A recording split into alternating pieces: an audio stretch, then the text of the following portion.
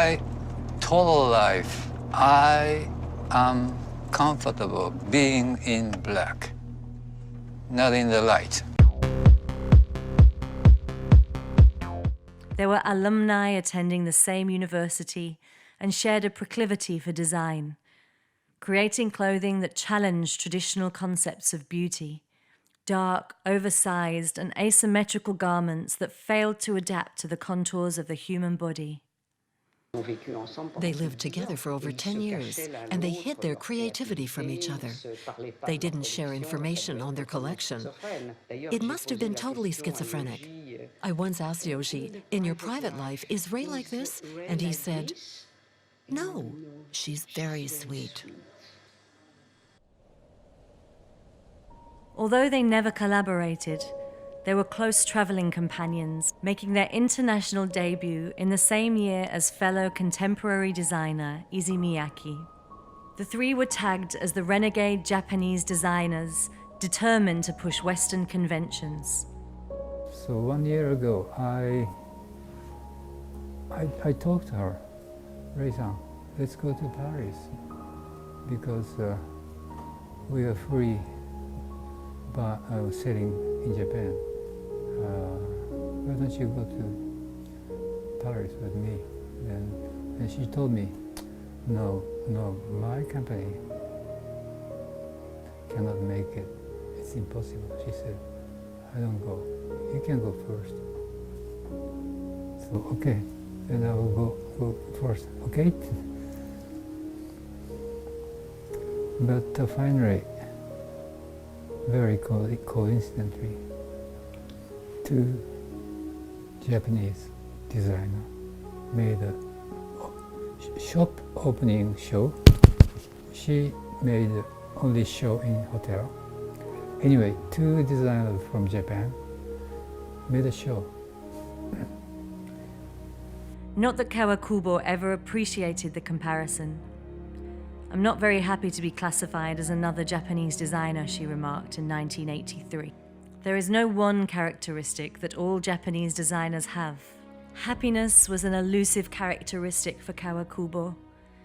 She rarely smiles, holds disdain for the social conventions of small talk, and by her own admission is angry all the time.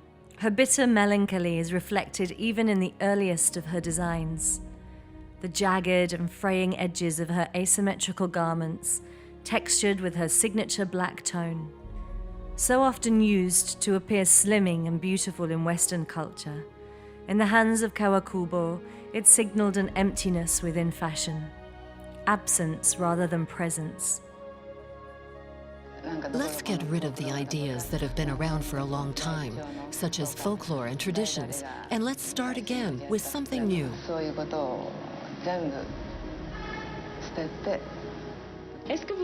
Would you like to choose the women who wear your clothes?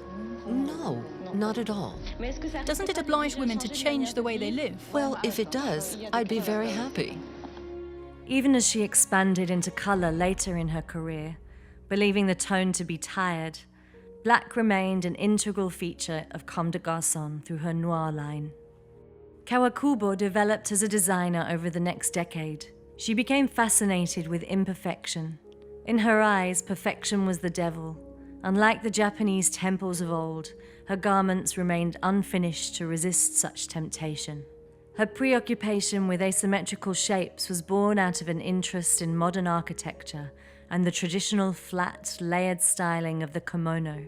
Her garments adhering to flexibility and comfort rather than the standard silhouette that defined the orthodoxy of Western beauty.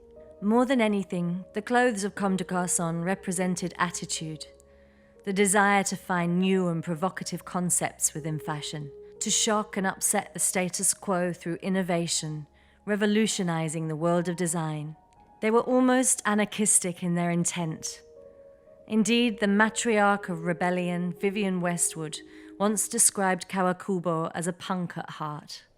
By the late 1970s, Comme des Garcons was one of the most influential, provocative labels in Japan and the Greater East. She had added a men's line in 1978, Comme des Garcons, and even developed a cult following consisting of anti-fashion enthusiasts, the Japanese press labeled as crows. And yet, despite her rampant popularity in the East, Kawakubo was still relatively unknown in the West. That all changed in the early 1980s. Comme des Garcons had debuted in Paris in 1981, turning heads with her deconstructed, flowing garments. But it was her collection the following year that summoned a storm of controversy and shook the conventions of Western fashion to its core. I always thought that the Rei Kawakubo and Yojimoto were inseparable because they shared such a similar philosophy. I mean, I'm talking about actually 1980, 81. They both presented dominantly black collection and frayed, big holes everywhere. The aptly titled Destroy Collection of 1982. All black, militaristic, and damn near apocalyptic, Destroy caused a furore amongst the Parisian press, who condemned the collection as Hiroshima's revenge. Models in furious war paint thundered down the runway to the incessant beat of war drums, draped in oversized garments, loosely knit and scarred with holes as if slashed with a cable of knives. The fashion world was cleaved in two. While Kawakubo never intended to start a revolution, Destroy did exactly that. For every critic and high couture designer mortified by the collection, Comme des Garcons found a convert. The avant-garde and individualists of society who flocked to the Kawakubo anti-fashion like the crows of their namesake. The 1980s were a time of rapid expanse for Comme des Garcons. Her first Parisian boutique opened in 1983, along with a store in New York. By the late 1980s, there were over 300 stores scattered across the globe, a fourth of which was founded outside of Japan. In 1988, Kawakubo launched Six, a biannual magazine named after the Sixth Sense. The magazine replaced their traditional catalogue and concerned itself more with the stream of consciousness and surrealism than with fashion itself, focusing less on words in favor of illustrations, art, and photography, including shots from notable photographers Bruce Weber and Peter Lindbergh. I think she communicates with her collaborator. I mean, I call her staff collaborators because she does not draft pattern herself. I mean, she doesn't give you any detail on the clothes that what she wants. Rather, actually, her job is actually to communicate the feel of the collection. Despite her cultural background and the insistence of many fans, Kawakubo insists that her work has never been as an artist. I have only continued all these years to try and make a business with creation. I cannot separate being a designer from being a businesswoman. It's one and the same thing for me. She commands a near total control of her label, from deciding on the sparse, industrialist designs of her stores to the furnishings each one contains, and even the way her employees are required to act and dress. Yet, there have been times when Kawakubo concedes she is, at the very least, a businesswoman/artist. Artist's role is to deny the reality. It's not true. Let's change. Let's break it. This is artist's role. So I always have a question that fashion designer is an artist or not? This is a deep question. There's people that, like Rei Kawakubo, of course, everybody would have to admit that she's an artist.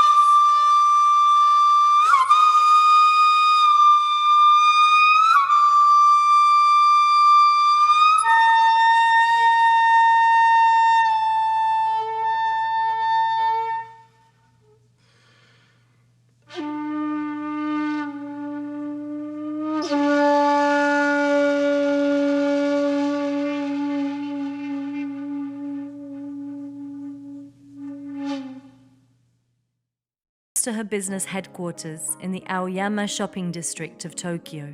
Even her husband, Comme Des Garcons CEO Adrian Joffe, lives separately from her, running the international wing of their company from their headquarters in Paris.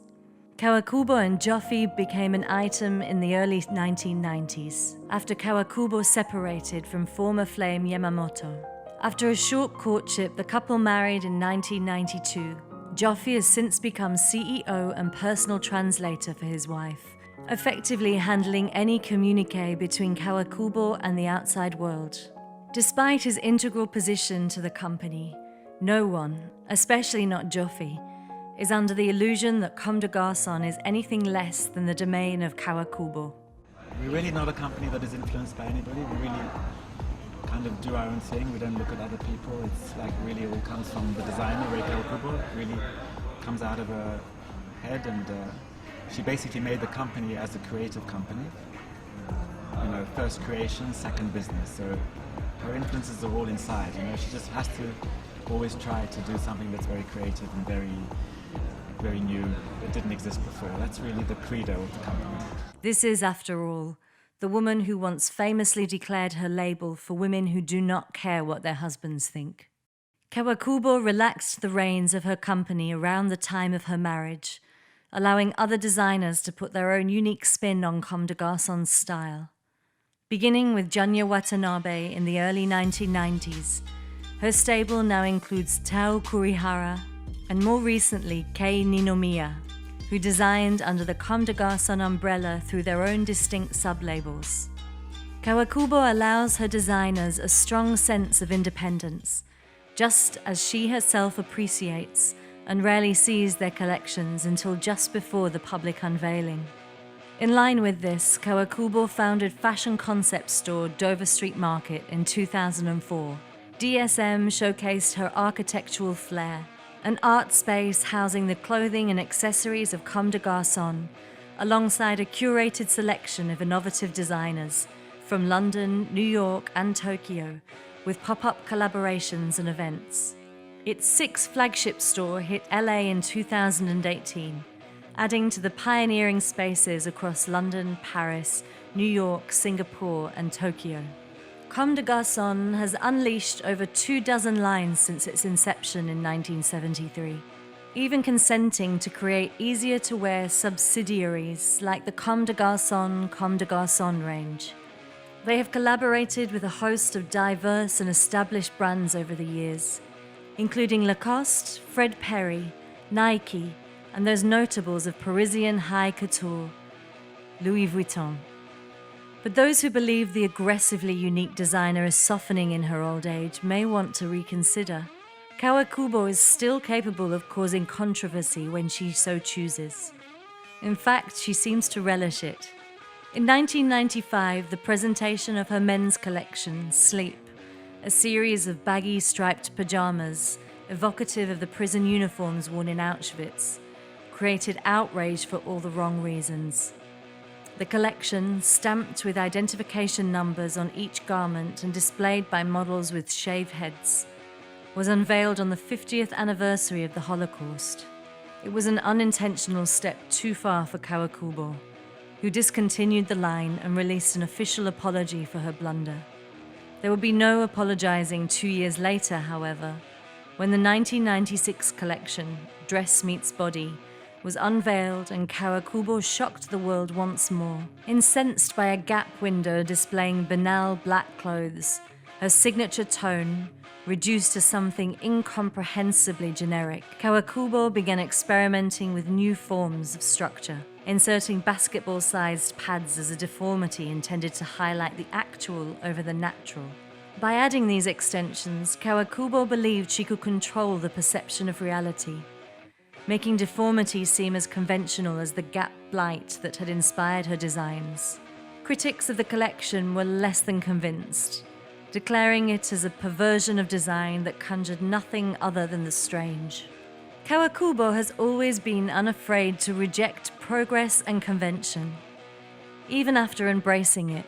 When her 2011 collection, White Drama, was too easily understood, its cryptic title easily deconstructed by critics as a journey through the seminal events of life. Kawakubo became despondent, later declaring she does not feel happy when a collection is understood too well. It is a desire for the unique that permeates every facet of her business. In 2004, Kawakubo, together with Joffe and Comme des Garcons, were credited with originating the pop-up store trend, introducing the label to cities around the globe for less than a year in any given location. Once the idea entered the mainstream, Kawakubo denounced the idea as tired and ceased producing pop-up stores. A 2008 collaboration with H&M produced similar results. Despite its rampant popularity, the collection produced a near-riot in Tokyo. Kawakubo is reluctant to travel the same path again, going as far as to criticize the fashion industry outright. I don't feel too excited about fashion today, more fearful that people don't necessarily want or need strong new clothes, that there are not enough of us believing in the same thing, that there is a kind of burnout, that people just want cheap, fast clothes and are happy to look like everyone else, that the flame of creation has gone a bit cold, that enthusiasm and passionate anger for change and rattling the status quo is weakening. Yet, the flame of creation, as Kawakubo elegantly puts it, continues through the litany of high-profile designers she has influenced through her nearly 5 decades in fashion. European converts like John Galliano, Martin Margiela, and Raf Simons, legendary designers enchanted by the anti-fashion that Kawakubo dragged into the consciousness of couture all those years ago.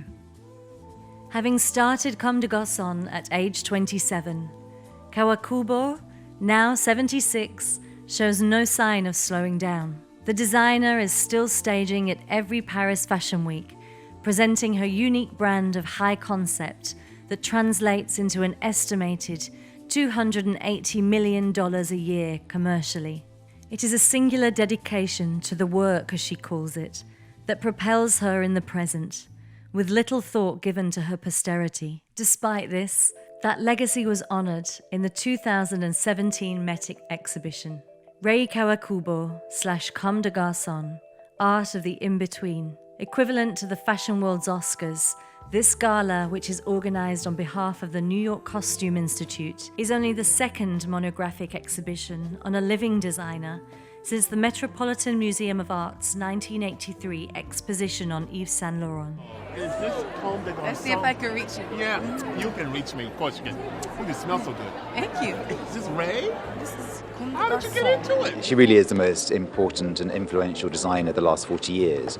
So a lot of the aspects that we now take for granted in fashion, like notions of asymmetry, the idea of the unfinished, raw seams, unfinished edges, were pioneered by Rei in the last 40 years. So in a way, she's changed the course of fashion history. So I felt it was cause to celebrate her.